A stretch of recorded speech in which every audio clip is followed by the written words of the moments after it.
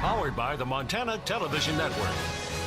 This is the 5:30 News on KPAX, Montana's news leader.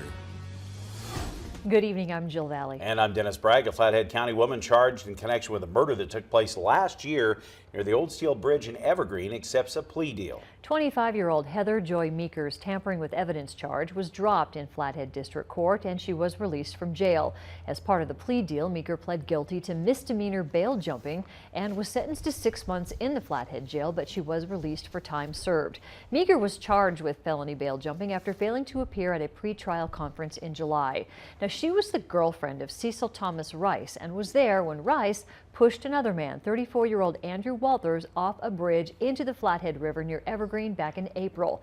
Meeker told detectives Rice was upset over an inappropriate comment Walters made about her earlier that day. Walters drowned in the fast-moving and frigid water. After leaving the scene of the crime, Meeker allegedly found a backpack she thought was Walters and threw it out the window of a moving vehicle. Rice was convicted of deliberate homicide in December. He is due in court for sentencing later this month. Some also developing news in another older case from the Flathead County. A man will stand trial this spring on attempted deliberate homicide in connection with a shooting at a house in Hungry Horse last September. 22-year-old Brian McCulley pled not guilty to the charge in Flathead County District Court on Wednesday. According to prosecutors, McCulley went to the house of one of the people involved in a fight at a Hungry Horse bar earlier in the evening and fired over 20 rounds into the house with a rifle. Flathead County Sheriff Chuck Curry says people were inside the home at the time, but no one was hurt. Curry says they recovered about 28 bullets. The suspect remains incarcerated in the Flathead County Jail. His bail is set at $250,000.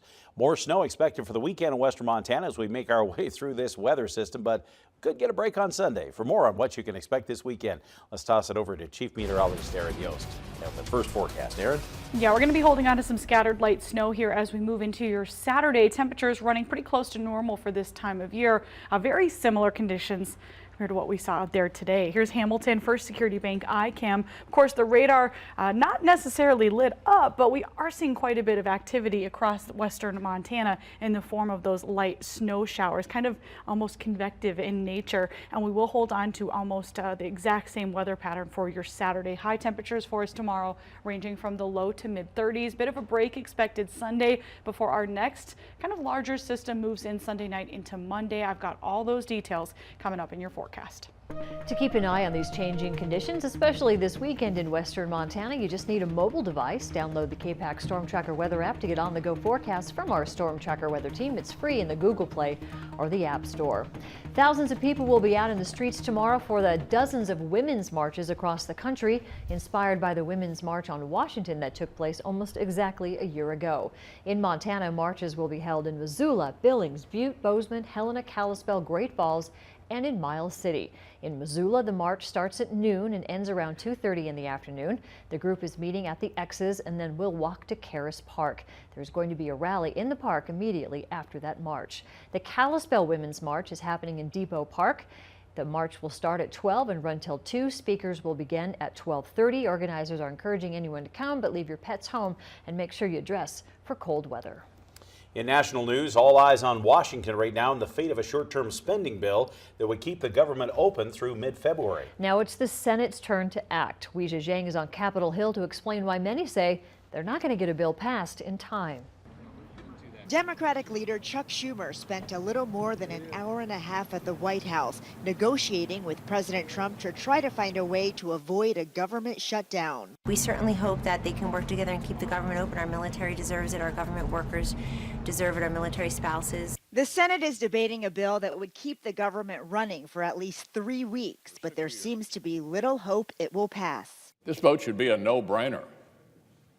And it would be, except the Democratic leader has convinced his members to filibuster any funding bill that doesn't include legislation they are demanding for people who came into the United States illegally. The holdup is what to do with DACA, the program that allows undocumented immigrants brought to the U.S. as children to live and work here. Democrats say this is the only chance to protect the so-called dreamers. Any bill that gets a majority of Democrats will not get a majority of the Republican side in the House and will not be put on the floor. So this is the way to go. With senators doing more finger pointing than negotiating, the federal government is making preparations in case there is a shutdown.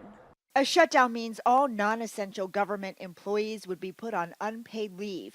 That means national parks and museums would close. Unemployment benefits and other government assistance may be delayed. Essential services such as the TSA, FBI, Border Patrol, and the military would continue. Social Security, Medicare, and Medicaid benefits will not be impacted. Weijia Zhang, CBS News, Capitol Hill. Republicans need at least 10 Democratic senators joining them to pass the short-term bill. That number could go higher if reluctant Republicans such as Lindsey Graham, Jeff Flake, and Rand Paul also vote no. Now, the National Park Service has said they're not going to shut down if this shutdown happens, but the operators of the lodges in Glacier and Yellowstone National Parks are monitoring that possibility anyway and how that could impact visitors who book trips. Xanterra says it's received no official word that the Park Service would shut down if Congress can't reach agreement on a spending plan. In a statement on the company's website, Xanterra says we remain optimistic Congress will reach a resolution or, failing that, permit the national parks to stay open. If a government shutdown does occur that leads to closure of the parks, we'll be in contact with people via email or telephone to advise you and then work to reschedule your trip or get you a deposit at your discretion.